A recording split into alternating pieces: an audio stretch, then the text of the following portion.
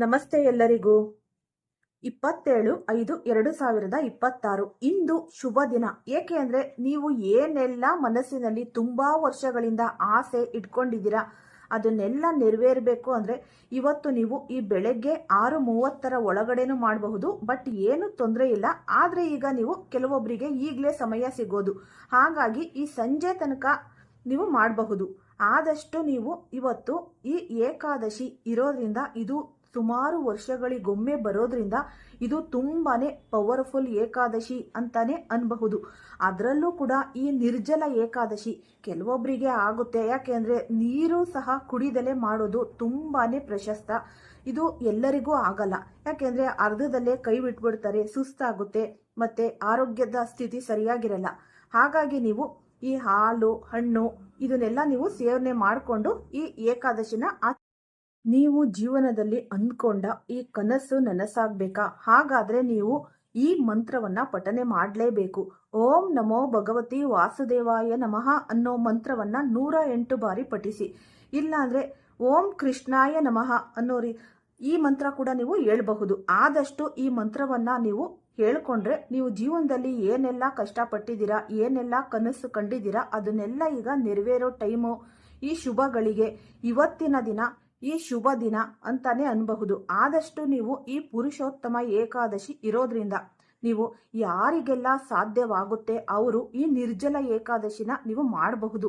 ಇಲ್ಲ ನಮಗೆ ಆರೋಗ್ಯ ಸರಿ ಇಲ್ಲ ಅನ್ನೋದಾದ್ರೆ ಹಾಲು ಹಣ್ಣು ಮತ್ತೆ ನಿಮಗೆ ಏನಾಗುತ್ತೆ ಅದನ್ನು, ಈ ಅನ್ನ ಮಾತ್ರ ನೀವು ಸೇವನೆ ಮಾಡ್ಲಿಕ್ಕೆ ಹೋಗಬೇಡಿ. ಆದಷ್ಟು ನೀವು ಹಾಲು ಹಣ್ಣು ತಗೊಂಡು ನೀವು ಈ ಏಕಾದಶಿನ ಆಚರಿಸಿ. ಸರ್ವೇ ಜನ ಸುಖಿನೋ ಭವಂತು. ಕುಂಭರಾಶಿಯವರೇ, ತಕ್ಷಣವೇ ಎಚ್ಚೆತ್ತುಕೊಳ್ಳಿ. ನಿಮ್ಮ ಜೀವನದ ದಾರಿಯಲ್ಲಿ ಕತ್ತಲೆಯ ದಟ್ಟವಾದ ಮೋಡಗಳು ಕವಿಯುತ್ತಿವೆ.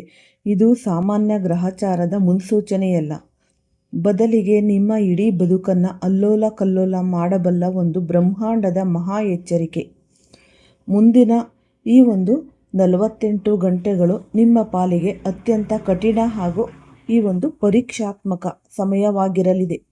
ಒಂದು ವೇಳೆ ನೀವು ಈಗ ಜಾಗರೂಕರಾಗದಿದ್ದರೆ ನಿಮ್ಮ ಅರಿವಿಲ್ಲದೆಯೇ ಸಂಭವಿಸಬಹುದು ಆ ಒಂದು ಅನಾಹುತಕ್ಕೆ ನೀವೇ ನೇರ ಹೊಣೆಗಾರರು ಆಗಬೇಕಾಗುತ್ತೆ. ಬ್ರಹ್ಮಾಂಡವು ನಮಗೆ ದಿನನಿತ್ಯ ಇಂತಹ ಸಂಕೇತಗಳನ್ನು ನೀಡುವುದಿಲ್ಲ. ಆದರೆ ಯಾವಾಗ ನಮ್ಮ ಜೀವನದಲ್ಲಿ ಒಂದು ಮಹತ್ತರವಾದ ಬದಲಾವಣೆ ಅಥವಾ ಬಿರುಗಾಳಿ ಬೀಸಲಿದೆಯೋ ಆಗ ಇಂತಹ ನಿಗೂಢ ಸಂಕೇತಗಳು ನಮಗೆ ಗೋಚರಿಸುತ್ತವೆ. ಈ ಸಂದೇಶವನ್ನು ಸರಿಯಾಗಿ ಅರ್ಥ ಮಾಡಿಕೊಂಡು ಯಾರು ತಮ್ಮ ದಿನಚರಿಯನ್ನು, ತಮ್ಮ ಆಲೋಚನಾ ಶಕ್ತಿಯನ್ನು ಬದಲಾಯಿಸಿಕೊಳ್ತಾರೋ ಅವರು ಬ್ರಹ್ಮ ಬರೆದ ಹಣೆಬರಹವನ್ನೇ ಬದಲಾಯಿಸುವ ಸಾಮರ್ಥ್ಯವನ್ನು ಹೊಂದುತ್ತಾರೆ. ನಿಮ್ಮ ಜೀವನದಲ್ಲಿ ನಡೆಯಲಿರುವ ಈ ಪವಾಡವನ್ನು ಕಂಡು ನಿಮ್ಮ ಸುತ್ತಮುತ್ತಲಿನ ಜನರೇ ಆಶ್ಚರ್ಯಚಕಿತರಾಗಲಿದ್ದಾರೆ. ನೀವೇನಾದರೂ ಆಧ್ಯಾತ್ಮದ ಮೇಲೆ ನಂಬಿಕೆಯುಳ್ಳವರಾಗಿದ್ದರೆ ಈ ಕ್ಷಣವೇ ಮನಸ್ಸಿನಲ್ಲಿ ಆ ದೇವರನ್ನು ಸ್ಮರಿಸಿ. ಈ ಒಂದು ಧನಾತ್ಮಕ ಶಕ್ತಿ ನಿಮ್ಮ ಮುಂದಿನ 48 ಗಂಟೆಗಳ ಹಾದಿಯನ್ನು ಸುಗಮಗೊಳಿಸುತ್ತೆ. ನಿಮ್ಮ ಮನಸ್ಸನ್ನು ಒಮ್ಮೆ ನೀವೇ ಪ್ರಶ್ನಿಸಿಕೊಳ್ಳಿ. ಕೊನೆಯದಾಗಿ ನೀವು ಮನಸ್ಸು ಬಿಚ್ಚಿ ನಕ್ಕಿದ್ದು ಯಾವಾಗ? ಕೊನೆಯದಾಗಿ ಯಾವುದೇ ಚಿಂತೆಯಿಲ್ಲದೆ ನೆಮ್ಮದಿಯಿಂದ ನಿದ್ರಿಸಿದ್ದು ನೆನಪಿದೆಯೇ? ಇತ್ತೀಚಿನ ದಿನಗಳಲ್ಲಿ ನೀವು ತೀವ್ರವಾದ ಆಂತರಿಕ ಬಳಲಿಕೆಯನ್ನು ಅನುಭವಿಸುತ್ತಿದ್ದೀರಿ. ಹೊರಗಿನ ಪ್ರಪಂಚಕ್ಕೆ ನೀವು ಅತ್ಯಂತ ಬಲಿಷ್ಠರಾಗಿ ಧೈರ್ಯವಂತರಾಗಿ ಕಾಣಿಸಬಹುದು. ಆದರೆ ನಿಮ್ಮ ಆಂತರಿಕ ಮನಸ್ಸಿನಲ್ಲಿ ಎಷ್ಟು ನೋವು, ನಿರಾಸೆ ಮತ್ತು ಆತಂಕಗಳು ಹುದುಗಿವೆ ಎಂಬುದು ಕೇವಲ ನಿಮಗೆ ಮಾತ್ರ ಗೊತ್ತು. ನೀವು ಪಟ್ಟ ಕಷ್ಟಗಳು, ಅನುಭವಿಸಿದ ಮೋಸಗಳು ನಿಮ್ಮನ್ನು ಒಳಗಿನಿಂದಲೇ ಸೇತುವೆಯಂತೆ ಮಾಡಿದೆ. ಆದರೆ ನೆನಪಿಡಿ, ಬ್ರಹ್ಮಾಂಡವು ಒಳ್ಳೆಯ ಆತ್ಮಗಳಿಗೆ ಯಾವಾಗಲೂ ಮೊದಲೇ ಮುನ್ಸೂಚನೆಯನ್ನು ನೀಡುತ್ತೆ. ನಮ್ಮ ಕರ್ಮಗಳು ಶುದ್ಧವಾಗಿದ್ದಾಗ ಮುಂಬರುವ ವಿಪತ್ತುಗಳಿಂದ ನಮ್ಮನ್ನು ರಕ್ಷಿಸಲು ದೈವಿಕ ಶಕ್ತಿಗಳು ಕಾರ್ಯಪ್ರವೃತ್ತವಾಗುತ್ತೆ.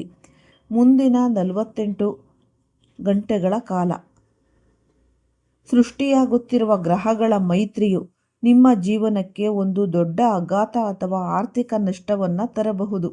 ಈ ನಷ್ಟವು ಕೇವಲ ಹಣಕಾಸಿಗೆ ಸಂಬಂಧಿಸಿದ್ದಾಗಿರದೆ ನಿಮ್ಮ ನಂಬಿಕಸ್ಥ ಸಂಬಂಧಗಳು, ಉದ್ಯೋಗ, ಆರೋಗ್ಯ ಮತ್ತು ಸಮಾಜದಲ್ಲಿನ ಗೌರವಕ್ಕೆ ಧಕ್ಕೆ ತರುವ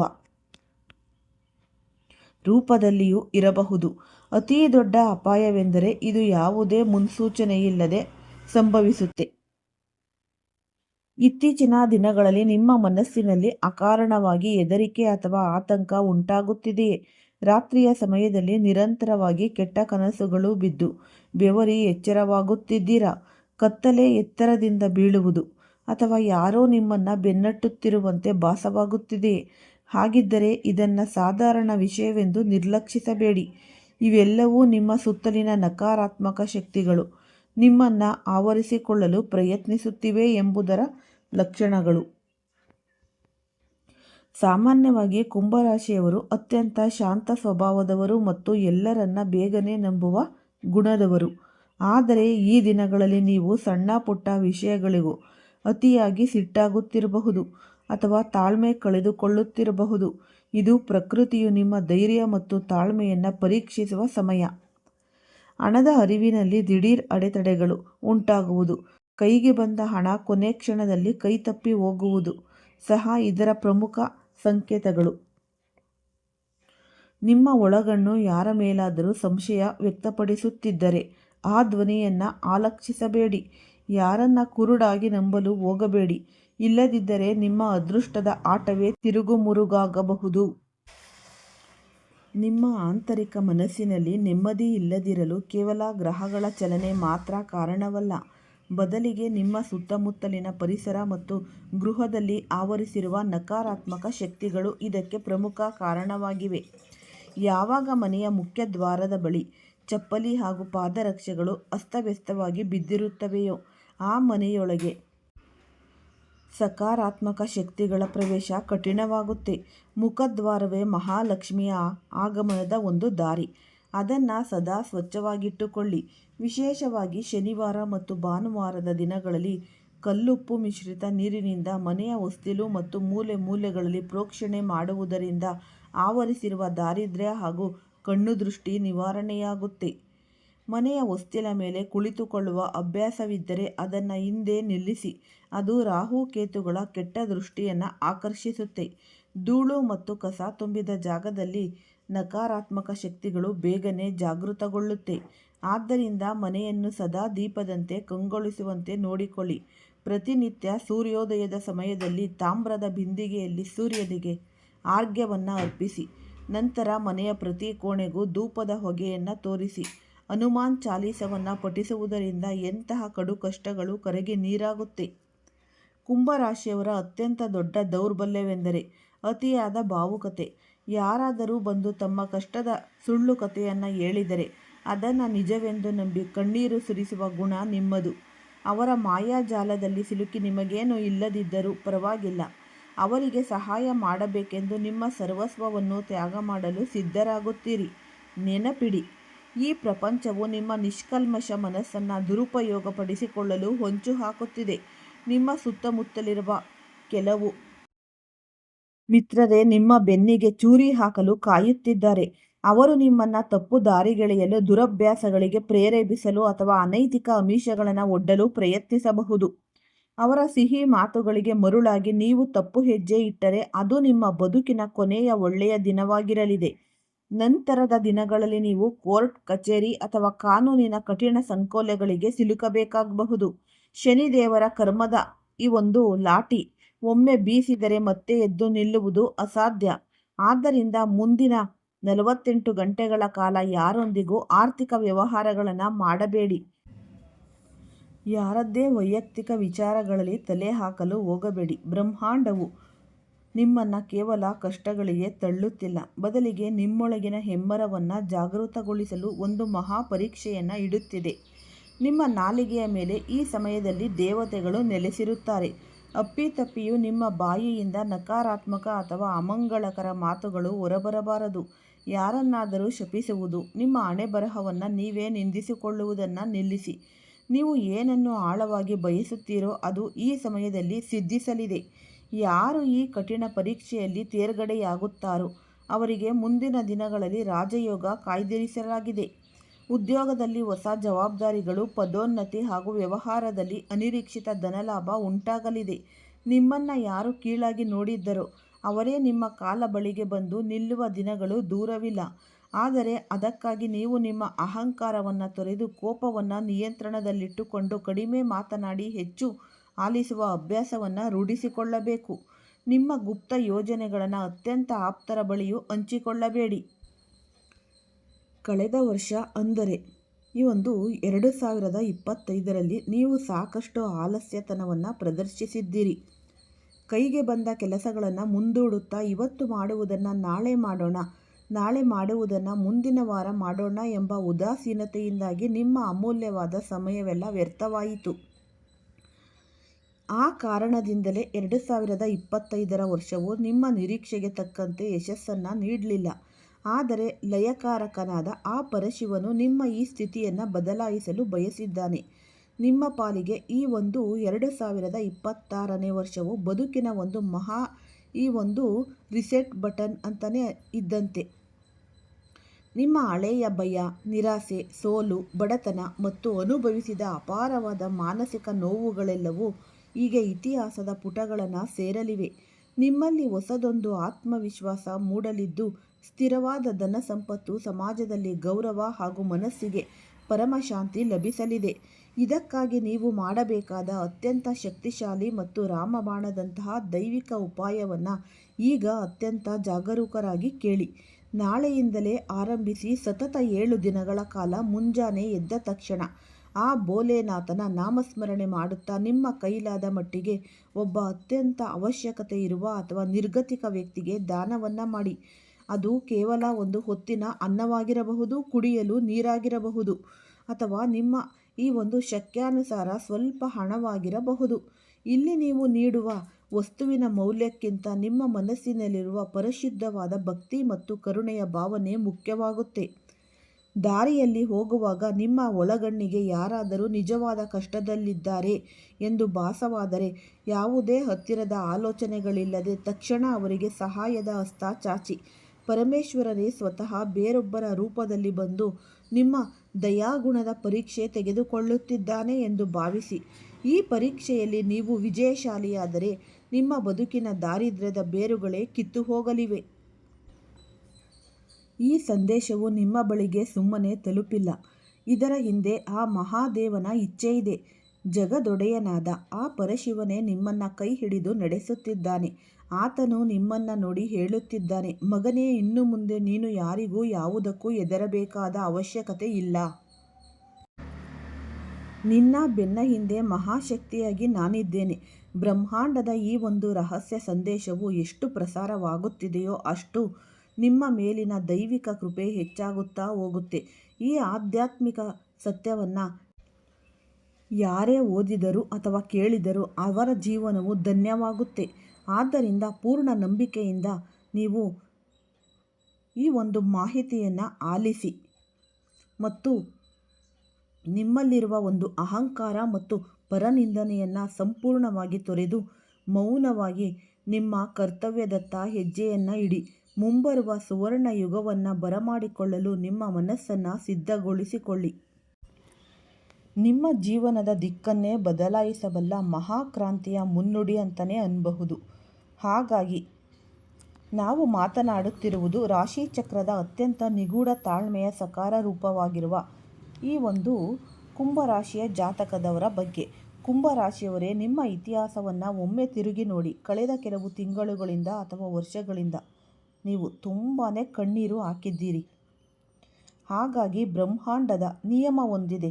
ಈ ಸುನಾಮಿ ಬರುವ ಮುನ್ನ ಸಮುದ್ರದ ಅಲೆಗಳು ಹೇಗೆ ಹಿಂದೆ ಸರಿಯುತ್ತವೆಯೋ, ಸಿಂಹವು ಬೇಟೆಯಾಡುವ ಮುನ್ನ 2 ಹೆಜ್ಜೆ ಹೇಗೆ ಹಿಂದೆ ಇಡುತ್ತದೆಯೋ, ಹಾಗೆಯೇ ನಿಮ್ಮ ಜೀವನದಲ್ಲಿ ಇಷ್ಟು ದಿನ ಉಂಟಾಗಿದ್ದ ನಿಶ್ಶಬ್ದ ಮತ್ತು ಹಿನ್ನಡೆಗಳು ಕೇವಲ ಅದ್ಭುತವಾದ ಮರುಪ್ರವೇಶಕ್ಕೆ ಸಿದ್ಧತೆಯಾಗಿತ್ತು.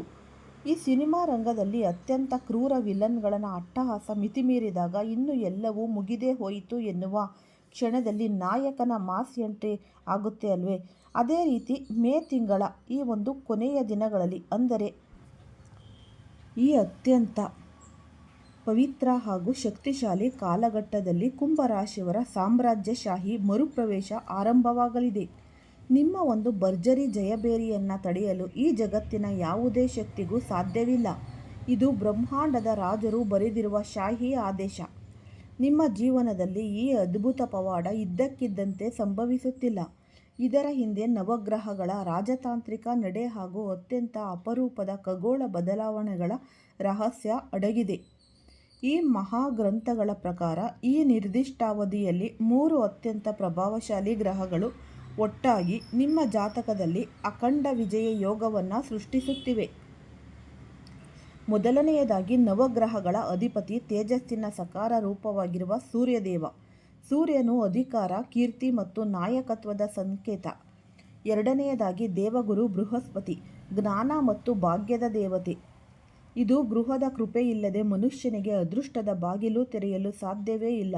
ಮೂರನೆಯದಾಗಿ ಮತ್ತು ಅತ್ಯಂತ ಮುಖ್ಯವಾಗಿ, ನಿಮ್ಮ ಸ್ವಂತ ರಾಶಿಯ ಅಧಿಪತಿಯಾಗಿರುವ ಕರ್ಮಫಲದಾತ, ನ್ಯಾಯದ ದೇವತೆ, ಮಹಾಶಕ್ತಿಶಾಲಿ ಶನಿದೇವ. ಈ 3 ಗ್ರಹಗಳ ತ್ರಿವೇಣಿ ಸಂಗಮವು ನಿಮ್ಮ ಜನ್ಮ ಕುಂಡಲಿಯಲ್ಲಿ ಒಂದು ಅದ್ಭುತ ರಕ್ಷಣಾ ಕವಚ ಹಾಗೂ ವಿಜಯದ ಹಾದಿಯನ್ನು ನಿರ್ಮಿಸುತ್ತಿದೆ. ಇಷ್ಟು ದಿನ ಶನಿದೇವನ ಕಠಿಣ ಪರೀಕ್ಷೆಗಳಿಂದ ನೀವು ಬೆಂದು ಹೋಗಿದ್ದೀರಿ ನಿಜ. ಆದರೆ ಶನಿದೇವನು ಯಾರಿಗೆ ಕಷ್ಟಗಳನ್ನು ನೀಡುತ್ತಾನೋ ಅವರ ತಪ್ಪುಗಳನ್ನು ತಿದ್ದಿ ಅವರನ್ನು ಅಪರಂಜಿ ಚಿನ್ನದಂತೆ ಹೊಳೆಯುವಂತೆ ಮಾಡುತ್ತಾನೆ. ಈಗ ನಿಮ್ಮ ಪರೀಕ್ಷಾ ಸಮಯ ಮುಗಿದಿದೆ. ಫಲಿತಾಂಶ ಪ್ರಕಟವಾಗುವ ಕಾಲ ಸನಿಹವಾಗಿದೆ. ಸೂರ್ಯದೇವನು ನಿಮಗೆ ಕಳೆದು ಹೋದ ಸಿಂಹಾಸನದ ಮತ್ತು ಕೀರ್ತಿಯನ್ನು ಮರಳಿ ನೀಡಲಿದ್ದಾನೆ. ಗುರು ಮಹಾರಾಜರು ನಿಮ್ಮ ಹಣೆಬರಹದ ಮುಚ್ಚಿದ ಬಾಗಿಲನ್ನು ತೆರೆಯಲಿದ್ದಾನೆ ಮತ್ತು ಶನಿದೇವನು ನಿಮ್ಮ ಶತ್ರುಗಳ ಎಡೆಮುರಿ ಕಟ್ಟಿ ನಿಮ್ಮ ಪಾದದಡಿ ತರಲಿದ್ದಾನೆ. ಬ್ರಹ್ಮಾಂಡದ ಈ ಎಲ್ಲ ದೈವೀ ಶಕ್ತಿಗಳು ಏಕಕಾಲದಲ್ಲಿ ನಿಮ್ಮ ಪರವಾಗಿ ಕಾರ್ಯನಿರ್ವಹಿಸಲು ಒಟ್ಟಾಗಿವೆ. ನೀವು ಅನುಭವಿಸಿದ ಪ್ರತಿಯೊಂದು ಹನಿ ಕಣ್ಣೀರಿನ ಆಳಕ್ಕೂ ಪ್ರತಿಯೊಂದು ಅವಮಾನದ ನೋವಿಗೂ ಈಗ ಕಾಲವು ಬಡ್ಡಿ ಸಮೇತ ನ್ಯಾಯವನ್ನು ಒದಗಿಸಲಿದೆ. ಈ ಅಖಂಡ ವಿಜಯದ ಯೋಗದ ಪ್ರಭಾವದಿಂದಾಗಿ ನಿಮ್ಮ ಜೀವನದ 3 ಪ್ರಮುಖ ರಂಗಗಳಲ್ಲಿ ಅಭೂತಪೂರ್ವ ಬದಲಾವಣೆಗಳು ಗಾಳಿಯಲ್ಲಿ ಬೀಸಲಿವೆ. ನೀವು ಯಾವ ರಂಗಗಳಲ್ಲಿ ಸಂಪೂರ್ಣವಾಗಿ ಸೋತು ಕೈಚೆಲ್ಲಿ ಕುಳಿತಿದ್ದೀರೋ ಅದೇ ರಂಗಗಳಲ್ಲಿ ನೀವು ಸಿಂಹದಂತೆ ಎದ್ದು ನಿಲ್ಲಲಿದ್ದೀರಿ. ಅದರಲ್ಲಿ ಮೊದಲನೆಯ ಹಾಗೂ ಅತ್ಯಂತ ಪ್ರಮುಖವಾದ ಕ್ಷೇತ್ರ ಎಂದರೆ ನಿಮ್ಮ ವೃತ್ತಿ, ಬದುಕು ಮತ್ತು ಉದ್ಯೋಗ. ಕಳೆದ ಕೆಲವು ದಿನಗಳಲ್ಲಿ ನಿಮ್ಮ ಕೈಯಲ್ಲಿದ್ದ ಉದ್ಯೋಗ ಕೈತಪ್ಪಿ ಹೋಗಿರಬಹುದು ಅಥವಾ ನೀವು ಮಾಡುತ್ತಿದ್ದ ವ್ಯವಹಾರದಲ್ಲಿ ನಂಬಲಾಗದಷ್ಟು ದೊಡ್ಡ ನಷ್ಟ ಸಂಭವಿಸಿ ಸಾಲದ ಸುಳಿಗೆ ಸಿಲುಕಿರಬಹುದು. ಸಹೋದ್ಯೋಗಿಗಳ ಕುತಂತ್ರಕ್ಕೆ ಬಲಿಯಾಗಿ ನೀವು ಅಪಮಾನ ಅನುಭವಿಸಿ ಹೊಂದಿರಬಹುದು. ಆದರೆ ಮೇ 27ರಿಂದ ಮೇ 31ರ ಈ ಒಂದು 5 ದಿನಗಳ ಅವಧಿಯಲ್ಲಿ ಬ್ರಹ್ಮಾಂಡವು ನಿಮಗೆ ಇಷ್ಟು ದಿನ ಉಂಟಾಗಿದ್ದ ಎಲ್ಲ ನಷ್ಟಗಳಿಗಿಂತ 1000 ಪಟ್ಟು ದೊಡ್ಡದಾದ ಮತ್ತು ಲಾಭದಾಯಕವಾದ ಸುವರ್ಣಾವಕಾಶವನ್ನು ನಿಮ್ಮ ಒಡಿಲಿಗೆ ಹಾಕಲಿದೆ. ನಿಮ್ಮ ಹಣೆಬರಹವನ್ನು ನೀವೇ ಸ್ವತಃ ಬದಲಾಯಿಸಿಕೊಂಡು ಜಯಶಾಲಿಯಾದ ಹಠವಾದಿ ನೀವೆಂಬುದನ್ನು ಜಗತ್ತು ಒಪ್ಪಿಕೊಳ್ಳಬೇಕಾದ ಅನಿವಾರ್ಯತೆಯನ್ನು ಕಾಲ ಸೃಷ್ಟಿಸಲಿದೆ. ಅದ್ಭುತ ಭವಿಷ್ಯದ ರಹಸ್ಯಗಳೊಂದಿಗೆ ನಿಮ್ಮನ್ನು ಭೇಟಿಯಾಗುತ್ತೇನೆ. ಅಲ್ಲಿಯವರೆಗೆ ಸದಾಕಾಲ ವಿಜಯದ ಹಾದಿಯಲ್ಲಿ ಮುನ್ನಡೆಯಿರಿ. ಇಂದಿನಿಂದ ನನ್ನ ಮಹಾ ಮರುಪ್ರವೇಶ ಆರಂಭ ಅಥವಾ ನನ್ನ ವಿಜಯವನ್ನು ಯಾರೂ ತಡೆಯಲು ಸಾಧ್ಯವಿಲ್ಲ ಎಂದು ಬರೆದು ನಿಮ್ಮ ಸಂಕಲ್ಪವನ್ನು ಸಾರಲಾರಂಭಿಸಿ. ಈ ಉಪಯುಕ್ತವಾದ ಮಾಹಿತಿ ನಿಮ್ಮೆಲ್ಲರಿಗೂ ಕೂಡ ಇಷ್ಟ ಆಗಿದೆ ಅಂತ ಭಾವಿಸ್ತೀನಿ. ಇಷ್ಟ ಆಗಿದ್ರೆ ಲೈಕ್ ಮಾಡಿ ಮತ್ತೆ ಶೇರ್ ಮಾಡಿ. ಯಾರಾದರೂ ಹೊಸದಾಗಿ ನೋಡ್ತಾ ಇದ್ರೆ ಅವರು ಕೂಡ ಈ ಚಾನಲ್ಗೆ ಸಬ್ಸ್ಕ್ರೈಬ್ ಮಾಡಿಕೊಳ್ಳಿ. ಎಲ್ಲರಿಗೂ ಸಹ ಧನ್ಯವಾದಗಳು.